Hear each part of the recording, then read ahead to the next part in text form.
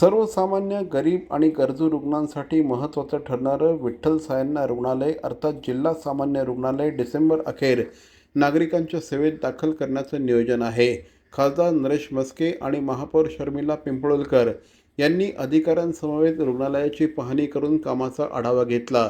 यावेळी सभागृह नेते हनुमंत जगदाळे, शिवसेना गटनेते पवन कदम, सुधीर कोकाटे, माजी नगरसेविका पूजा वाघ यांच्यासह अनेक मान्यवर उपस्थित होते। 10 मजली रुग्णालयामध्ये 900 खाटा, एअर ॲम्ब्युलन्स, अत्याधुनिक निदान यंत्रणा, operation theatre, ICU, super speciality विभाग आणि कर्करोग उपचार सुविधा असतील। रुग्णालय सुरू झाल्यानंतर ठाणे तसंच रायगड, पालघर, रत्नागिरी आणि ग्रामीण भागातील रुग्णांना याचा मोठा फायदा होणार असल्याचं खासदार नरेश म्हस्के यांनी सांगितलं। एकनाथ शिंदे साहेब यांच्या नेतृत्वाखाली आपण म्हणतो ठाणं बदलतंय आणि त्याचं मूर्तिमंत उदाहरण म्हणजे हे ठाण्यातील सिव्हिल हॉस्पिटल।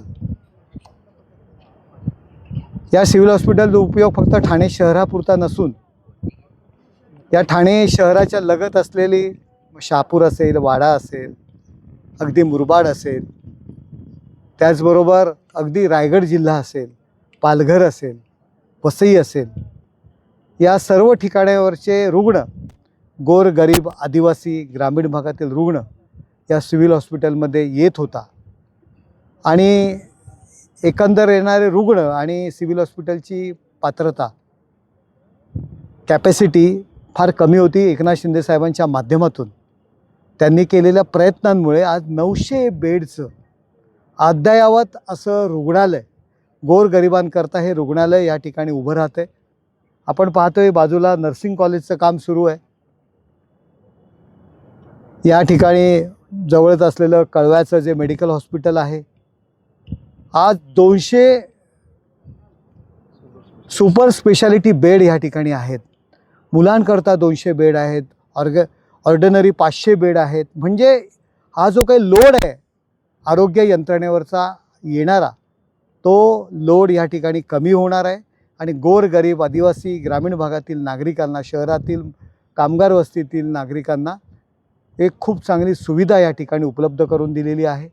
अद्ययावत मशिनरी, अद्ययावत मग कॅन्सर असेल, हार्ट्स असेल, किडनी असेल, हे सगळे उपचार या ठिकाणी होणार आहेत। आणि आपण पाहतो एअर ॲम्ब्युलन्स करता हेलिपॅडची सोयसुद्धा या ठिकाणी आपण केलेली आहे। आपण विदेशातील पद्धतीचं फक्त कौतुक करतो, आपण ती पद्धती अनुकरण करण्यासाठी या ठिकाणी प्रयत्न करतोय। आज एअर ॲम्ब्युलन्सची व्यवस्था या ठिकाणी होते। जर अति गंभीर रुग्ण असेल आणि त्याला मुंबईमध्ये किंवा आणखी कुठे जर त्याला शिफ्ट करायचं असेल, त्याला ट्रीटमेंट द्यायची असेल, तर एअर ॲम्ब्युलन्सची सेवासुद्धा या ठिकाणी उपलब्ध होते। एकनाथ शिंदे साहेबांच्या माध्यमातून आणि महाराष्ट्र शासनमध्ये देवेंद्रजी असतील, सुनेत्रताई असतील, या सगळ्यांच्या माध्यमातून ही ठाण्याला दिलेली मोठी देणगी आहे। आणि धर्मवीर आनंद दिघे साहेबांचं स्वप्न होतं, त्यांचं खूप लक्ष या सिव्हिल हॉस्पिटलवर असायचं, ते पूर्ण होतं आहे। थोड्याच दिवसात या हॉस्पिटलचं ओपनिंग, उद्घाटन या ठिकाणी होणार आहे। आणि